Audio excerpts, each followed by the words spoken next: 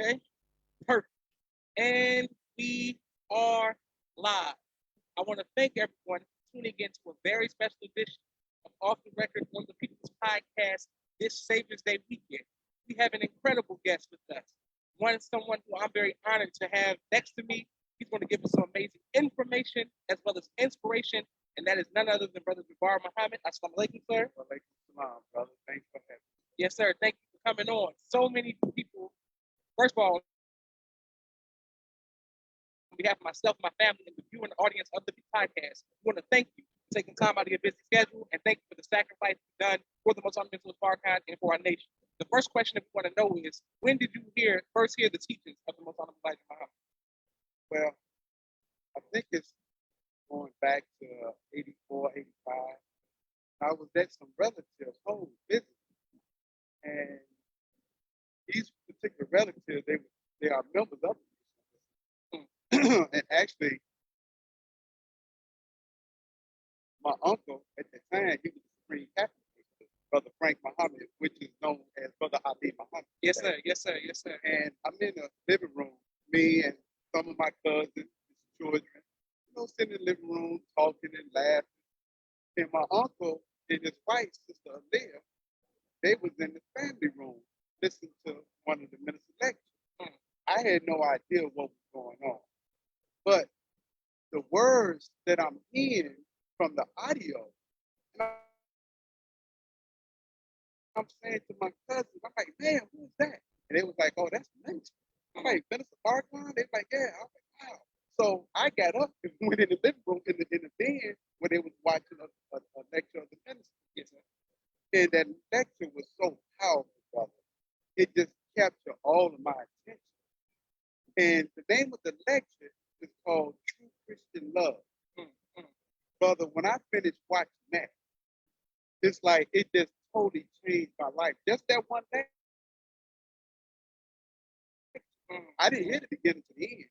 I just heard the middle to the end. That was enough for me. Yes, sir. Yes, sir. I mean, it was breathtaking what I heard, because I never heard a minister, a preacher, anyone speak like that. And so it's so overwhelming to me, and that just caused me to want to know more and more about it. And my family, they could bear me witness to this very day. When I heard that lecture, I would listen to it every day when I was at their home. It got to the point, Brother Joshua, it got to the point whereas my auntie would hide the tape from me. I would listen to that tape every day and almost all day, every day. Yes, sir. So that was the first time that I actually heard the minister speak. All praise to Allah. Yes, sir. Well, growing up, you were very close to my older brother, and I always saw you serious. As a matter of fact, this is the most me you've ever about to talk since I was younger, because you were very quiet, very serious. What made you want to put your life on the line to be a part of the E team and protect the most part? But mainly because I see the minister, he has truly given his life. He has sacrificed his life for the rise and the freedom of Black people and all oppressed people. Yes, sir. And I see him doing this day in and day out. And for me, myself, I'm like, this life is more important than my life. Yes, sir. Yes, sir. And I'm going to say it again. I look at him as his life is more important than my life. Because he's raising the dead to life. Yes, sir. And I believe in what I hear. I believe in what I'm doing. I believe in the teachings of the Most Honorable Elijah Muhammad. I believe in the Most Honorable Minister of Farrakhan. So that's the reason why I'm willing and always have been willing since day one to give my life for the Honorable Minister of Farrakhan. All praise to Allah. And make sure that everybody's giving love on Facebook. And also happy Savior's Day to everyone who's watching and everyone who's here live on the grounds of Moscow. Mariam, this historic interview and the historic speech, the crowning event of Black History Month and History Period tomorrow with the most honored minister, Louis Farrakhan. Absolutely. Okay, now, Brother Jabbar, spoke earlier of your uncle, the great Brother Ali, someone who I admired, and of course, your aunt Leah, working at the mosque, growing up in Chicago. We already saw them. How was that working under your uncle? Like, how was that dynamic of the family? Well, I didn't try to take nothing for granted. I'm the humble type brother. And, I just always try to support him in what he's doing. And like at one point he came to me after I had joined the nation and he asked me about doing security at the National House, the minister home.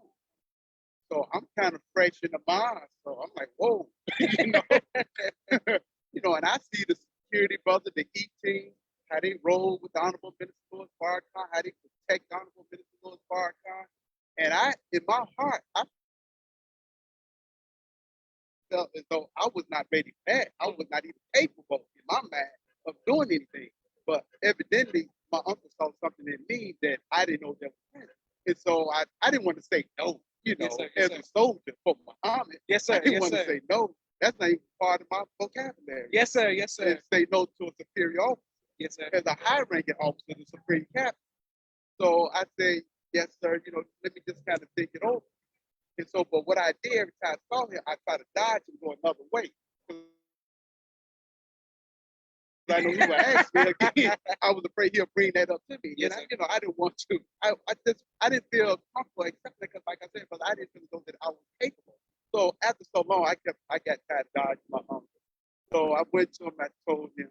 I said, yes, sir. Ready to accept that assignment. And so once he gave me that assignment, I started doing security, outside security at the National House. And during that time, I got acquainted with Mother Farrakhan, First Lady. Yes, sir. Yes, sir. And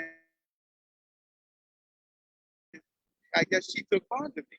And she told me one day, she said, I'm going to talk to my husband because I want you to start working security on the inside. Brother, I was blown away. I was blown away. I'm just practicing, trying to be a humble brother. Yes, sir. Yes, sir. So when she said that to me, a few days later, I was outside on security, and she called me to the door. And she said, I talked to my husband, brother, and he agreed to allow you to come inside and do security on the inside. But I was speaking. I was speaking. But I was so thankful and so grateful that she saw that in me. And then the minister actually put trust in his wife to allow me to see the value that she saw in me. Yes, To sir. help me come inside his home, their home, Yes, sir. and Yes, do sir. security and to be in that circle. So, brother, I was so thankful and blown away at the same time. All praises be to Allah. Yes, sir. Well, speaking of Mother Farrakhan, we often ask the sisters more about her because they're spend more time with her because of your closeness to the family and your function. What is it about Mother Farrakhan that makes her so that spirit that makes everybody want to be around? What is it about Oh, women with her? she's about the most nice person you can meet in the world, brother. I mean, she's very kind. She's so down to earth. She's so giving. I mean, she's like a mother to all of us. So that right there, self-says a lot. All praises be to Allah. Yes, sir. And so many people showing you love on Facebook. I can't wait to put this on YouTube. My sister said greetings from all over the nation. Please I'm sending return greetings to to our brother, Jabbar Muhammad. Yes, sir. The Millionaire March. How did it personally impact you? And what was your function like on that day? Like, Let's back up. Let's start leading up to the big. okay. Yes, sir. Let's get into it. Tell you a quick story. Myself and Brother Tyler, we were taking the minister to the airport in the limo. And your father was in the back of the limo with the minister. And the minister rolled down the divider and he asked me, he said, brother Felipe. I didn't want to put that out. That guy Felipe, he's gone, he's dead somewhere else. Yes, sir. It's Jabbar today. Okay? Yes, sir. Yes, sir. But anyway, we'll get to that. How did I get that name? Yes, sir. But anyway, he asked me, do I know how to drive a bus? I said, no, sir, brother. I don't know how to drive a bus. I never drove a bus before. I also said, I never even drove a truck before. So he said, okay, I'm thinking about buying a bus or renting a bus for this tour I want to do for the Millionaire March. I said, yes, sir. And so he rolled the divider back up. That was the end of it. And also, let me back up. He asked Brother Tyler. Brother Tyler had just a little experience driving a truck. So that was the end of the story. At least I thought that was the end. Yes, sir. Yes, sir. So next thing I know, about 2, 3 weeks later, I'm at the national. And Sister Sophia, who was the secretary at the time, she called me downstairs. And she said, Brother Jabbar, she said, there's a guy who's going to be bringing the minister bus to the mosque, and you're going to go to the mosque to meet him. I said, yes, ma'am. So when you get to the mosque, what I'm going to do? Well, just have him to show you about the bus because you're going to drive it. I said, who's going to drive it? She said, you're going to drive it. I said, wait a minute, just hold on. What are you talking about? She said, the minister said, you and Brother Potter is going to drive his bus on a tour. He's getting ready to do 55 cities. I'm like, whoa, 55 cities? I said, sister, are you sure? He said, me and Brother Potter? I said, because he asked me a few weeks ago about driving his tour bus. And I told him, I don't know how to drive a tour bus. I never drove a bus or a truck. And she said, well, that's what he told me. You know how Yes, sir. Yes, sir. You know how she can be sometimes. Yes, sir. She said, well, that's what he told me. So you and Brother Potter got to drive his bus.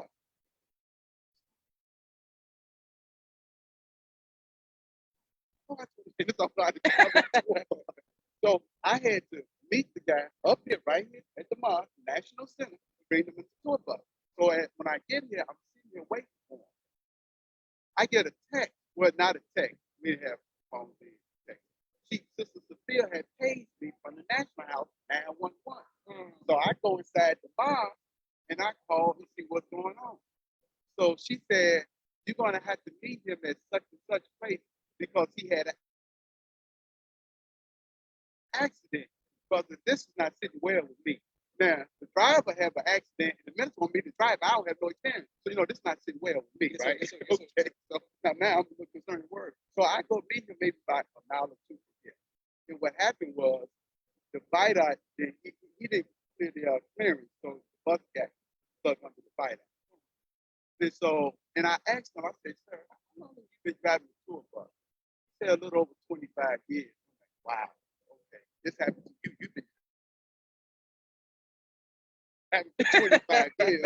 I don't have no experience, and I got to figure this thing out. So anyway, so what he did, he took the bus back to Columbus, Ohio. So that's where we got it from, to get an exchange. He came back. So when he came back 2 days later, I had to meet him. So I asked him, I said, sir, I got to drive this thing in a couple of weeks. I said, can you give me some insight, teach me? I said, because the person that I'm driving, I said, I got to be extremely careful. He said, I understand. He said, I got a flight in 2 hours. What I'm going to do, I'm going to postpone my flight and catch a late flight so I can teach you everything you need to know about the bus. I said, all praise be to Allah. Yes, sir. Yes, sir. So he goes to the back, open up the door, and have all these inverters and all this electrical and all this and that. And I'm like, totally lost. So, but he took his time. He took his time with me, showing me everything about the bus. Yes, right?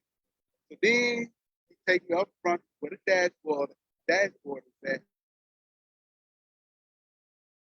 And we got all these switches, all these buttons. I don't know anything. I'm totally lost. Yes, sir. So he showed me everything, step by step, what this button means, what this switch means, what this generator means, how to work the generator, how to start it, what it means, what the inverter means. He took me around the whole bus for about 2 hours. So next thing we do, he teach me how to drive. So we pulled out the parking lot. I sit in the driver's seat. He's telling me everything, the function, the feature, everything, how to operate. And I'm giving him all of mine. Yes, sir. Yes, sir. All yes, of mine. Yes, sir. Yes, sir. Because I want to know. So we pull out. He'd help me to pull out, and we go for a ride. So he's telling me where to go. And I'm kind of feeling this thing, right? Yes, sir. I'm really feeling it. I mean, man, this bus, we vibing, right? Yes, sir. So we take a ride for about 20, 30 minutes. So we come back to the mall, and he did just like this. He said, you've been driving this thing like you've been driving for years. I said, no, sir. I said, this is my first time. I kid you not. Okay, good, fine. 2 weeks later, the first city for the Million Man March, we can already start a 55 city tour. Yes, sir. Yes, sir. Is Milwaukee, Wisconsin. That's the first stop. I was so happy because Milwaukee's on an hour and a half from Chicago. So I was very happy about that. I had to do a whole lot of driving, but it's my first time. Yes, sir. So the minister gets on the bus. I'm nervous. When I say I'm a nervous wreck. Yes, sir. Yes, sir. Yes, sir. My blood pressure up, everything. I'm like, wow, okay, let's do this. I'm asking the God, please guide me. Yes, sir. Yes, sir. 100%. Yes, sir. So we pull away from the national. Get on Lakeshore Drive, Interstate 94, headed toward Milwaukee, Wisconsin. Now the minister's sitting in the seat, just quiet. I ain't saying anything. I'm like, he ain't feeling my drive. He ain't feeling this. He ain't feeling this. So as we drive, maybe an hour into the drive, maybe about 45 minutes into the drive. Okay. Minister said, he looked at me. He said, brother, I never go to bus before. He said, you drive very well. I said, oh, praise is due to Allah. Thank you. Yes, sir. Yes, sir. Brother, that took so much weight off of me when he said that. Yes, sir. He was very pleased with that. So I was very excited about that. But then, you know, that was the first stop. But we went to 55 cities.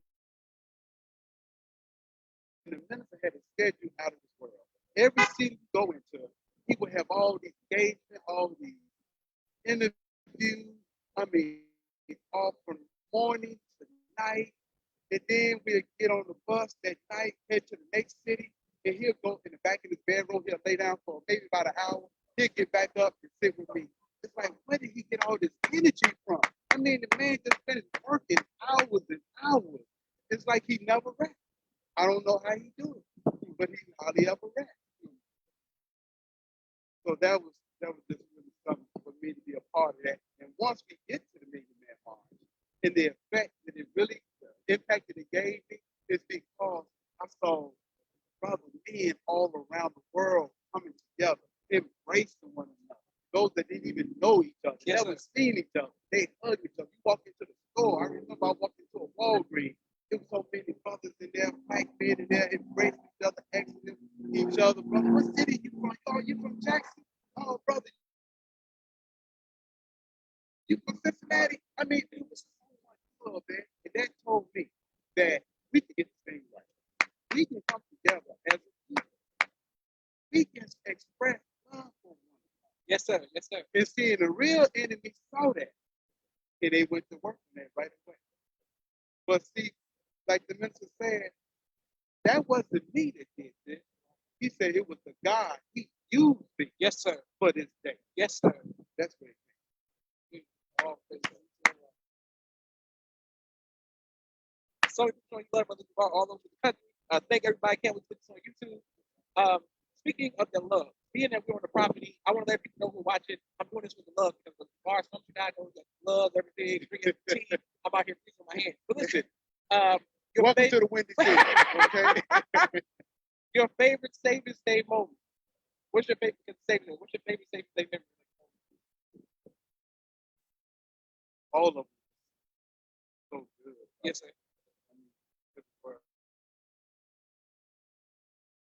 I remember the last day that we did in Detroit. And so walked off the stage. He did like this. A lot of us didn't really know what he meant. I didn't know what he meant. But when he did like this, next thing we know, we got the thing. So I think about that all the time. Yes, sir. Yes, sir.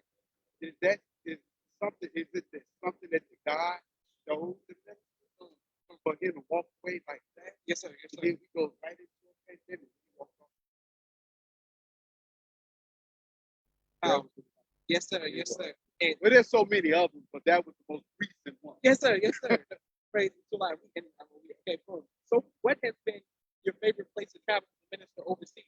Oh, wow. Man, so many favorite places. I would say this, okay? There was some favorites that wasn't so good, but they was a favorite. I'm going to tell you why. And I'm going to tell you a few of them. Okay? Yes, sir. When we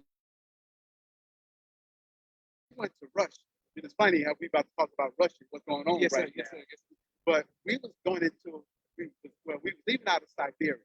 we was going into a country called Dagestan. And on the plane, there was so much commotion because now the pilot tell us to prepare for landing. After that, you can hear the landing gears going in and out the box, in and out, in and out. The altitude going up and down, up and down. And we know there was a problem because at one point there was a jerk, and it kind of like jerked all of us on the plane. Yes, sir. Yes, sir.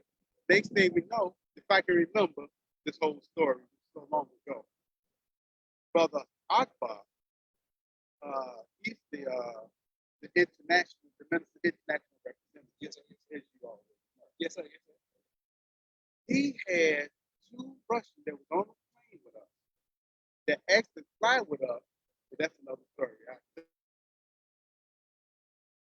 tell you about that later. That asked to fly with us, and the minister allowed them to fly with us. And we all looking at them strange because we're on a private jet. They just walk up and ask they get on the jet with us. And Brother Akbar asked the minister say, fine, let us fly with us. So the time we flying, it was a problem. We didn't know what the problem was, but it was a problem. So Brother Akbar gets one of them and take him to the cockpit. So finally, at some point, we land. But what the problem was, they gave the pilot the wrong information as far as landing, and they refused to speak English. And so what Brother Akbar did, he had them to come, one of the Russian guys, to come to the cockpit and listen to what they were saying in Russian. And they related to the pilot in English. Also, what they did, they turned off all the lights on the runway. So the Muslims there in Russia, Dagestan, that was hosting us, what they did, they lined all their cars up along the runway, facing one another, but they had been gone and lit up the runway so the pilot can see the runway so we can land safely. That was one of our greatest moments. Yes, sir. Okay. And some people showing you love in the comments, and they don't really show you love what you do. What was going through your mind when they're saying no light, no? What do you think? But see, We didn't know. that. Didn't know. At Okay, that time, well, we didn't even know. Okay, We yes, found that out after we landed. landed. Okay. That's when we got that. Crazy. Yes, sir. Brother Jabbar, you get a picture of the viral on Facebook. We represent the minister in the suit. Can you let us know what's it like? How did that transpire? Yes, sir. I believe it was the minister 84th, 85th birthday. And I want to do something for the minister. I didn't know what to do. I mean, I don't know what to buy him, if he has everything. Yes, sir. But I do know that the minister likes cars and he likes suits.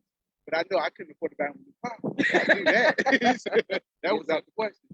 So, but anyhow, so I said, well, I would like to get the minister. So I contacted his tailor, Brother Willie Scott. I told him what I wanted. I said, I would like for you to make the minister a nice cream color suit because he got so many dark color suits. So and it was like around his birthday in May. So I wanted, something like summery, Yes, sir. cream type. Yes, color. sir. Yes, sir. So I asked him for if he could do a cream color suit. He said, yeah. So he called me back about a week or two later. He said, brother, the minister just ordered some suits. Oh, wow. He said, no, don't worry about it. He asked for the color that you want, but what it is, he wanted a 3-piece. He said, but what I'm making for you is a 2-piece. And I said, well, brother, whatever it costs, I said, make it. Whatever it costs. Believe me, that suit costs money. So, but I told him, go ahead and make the 3-piece. So I'm rushing him and trying to get the suit here in time because, it was the delay in, making the suit. So finally, when I got the suit, and I opened the bag up, I was a little disappointed because it wasn't the color that I asked for. It didn't have the cream color that I wanted. So I just took it as is. I didn't worry about it. So once I gave the suit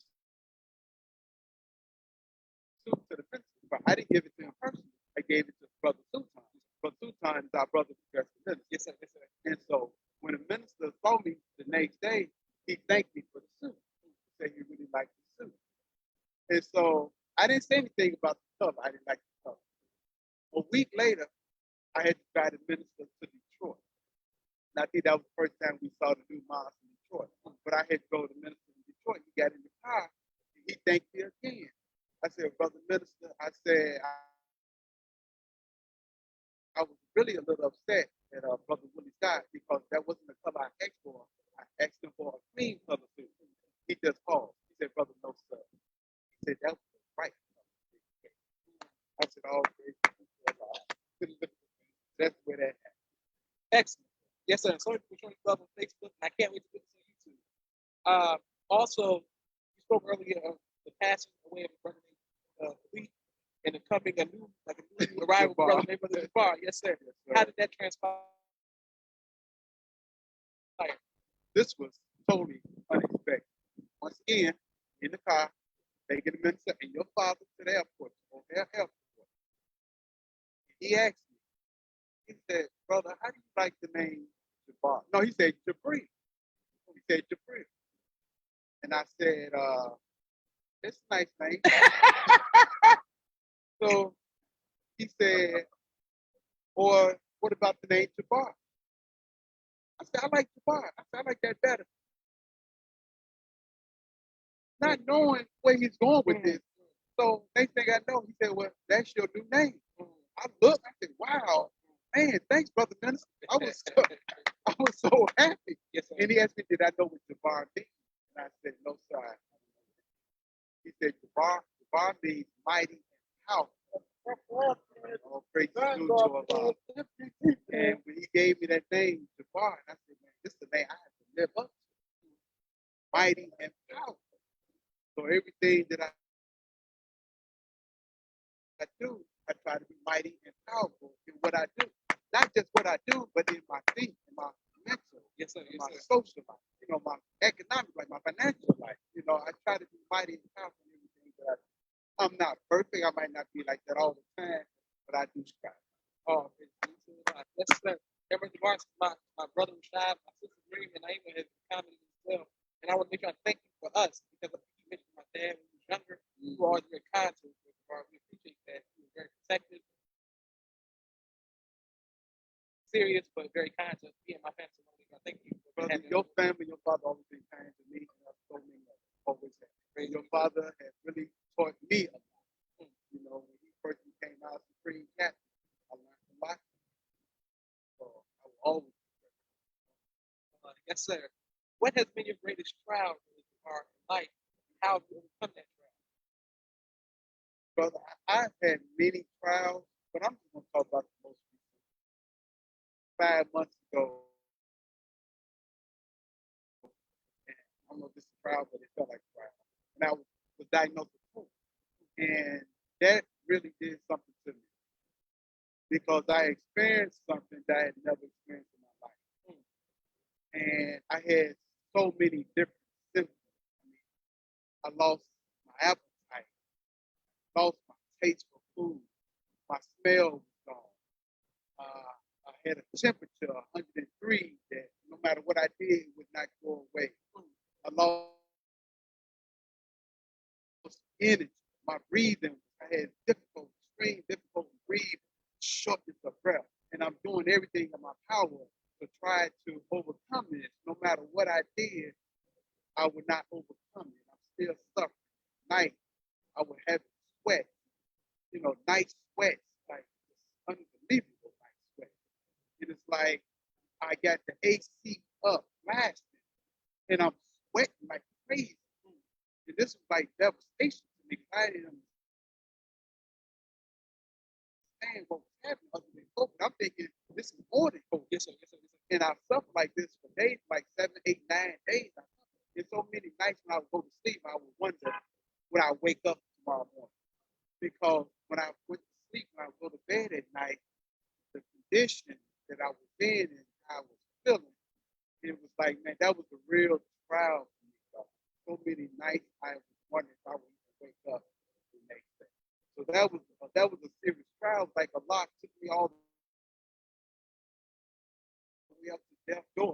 then to bring me back the way that he did, that was very proud. I'm so thankful that he did. So thankful. So I wondered if that was a lesson in that for me, or something he was trying to tell me. I don't know. But I'm so thankful that I overcame that. Brought me through it. Yes, sir. Yes, sir. Well, speaking of bringing you through it, what advice, how important was your wife, now you're married, and what advice would you give to your future husbands? But you know what? Speaking of my wife,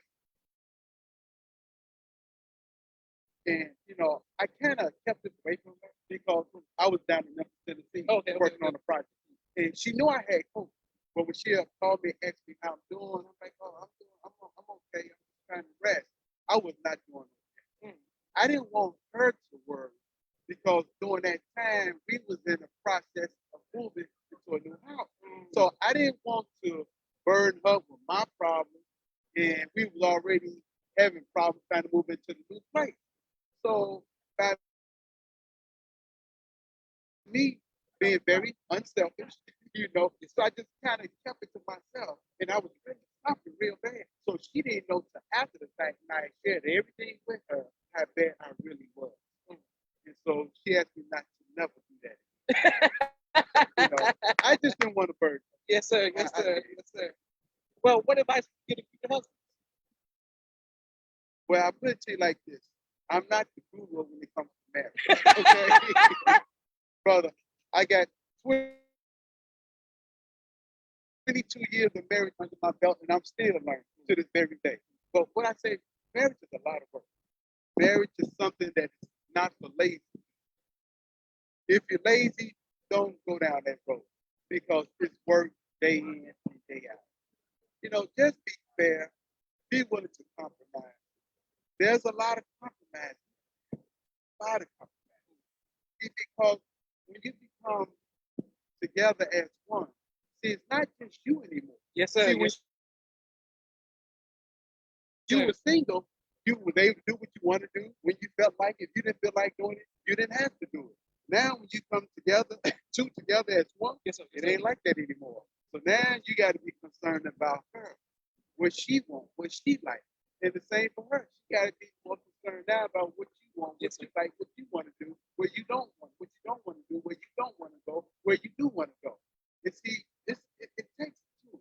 It takes two. But take care of your family as a man,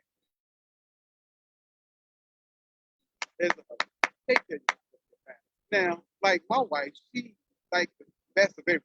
And I'm so plain, brother. I don't care about name brands and all that. I never cared about that. But she's different. But she's different. Okay? And I don't knock that. If she has an expensive taste, I don't knock that at all. I don't. But I'm gonna take care, I'm gonna give you what you want. But if it's something that I can afford, then you're gonna have to settle for what I can. So that's like, so don't let nobody put you in debt.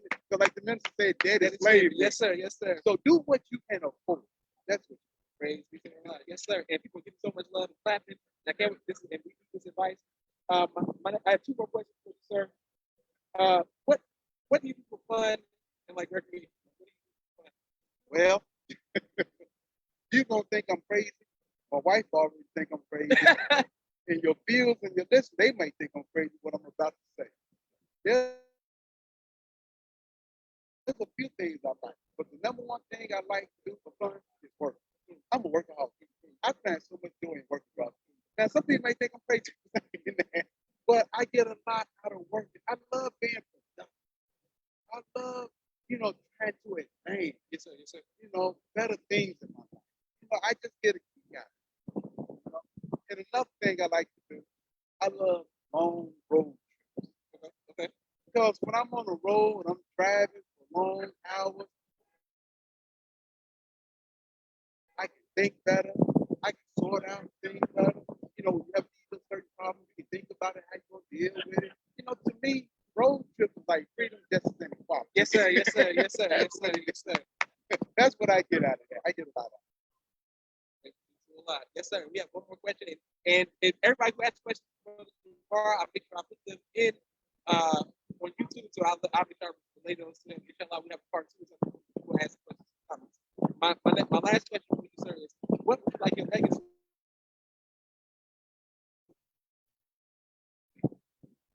Very simple, brother. Very simple. Like my legacy to be helpful, supporter of the law and his message. Simple as that. Strong supporter and helper for God's Well, I want to thank everybody for watching. Thank you again, Brother Jabbar. This has been an extreme brother. honor. Thank you. Thank you for coming out here with this whole with me, brother. I know it was a lot, but I'm so happy and I'm so thankful. And the anticipation is very high for tomorrow. The Honorable Minister Louis Farrakhan will address the whole entire nation, the whole world, and we haven't heard from him in a little time. And he has said that it's something that's been on his heart for a couple of years that he wants to say. And I'm so excited, and I just can't wait to see and hear from our leader, our teacher, our guide, the Honorable Minister Louis Farrakhan. Oh, great. Make sure I chop that up, put that on Facebook, Instagram, Twitter, YouTube. Let everybody share this. This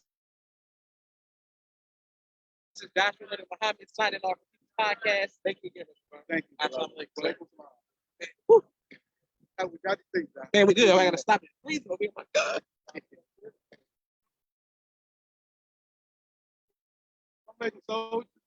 Man, I'm glad I didn't come up from behind, man. I was looking. I said, man, Josh, not working. I can't figure out how to turn this off.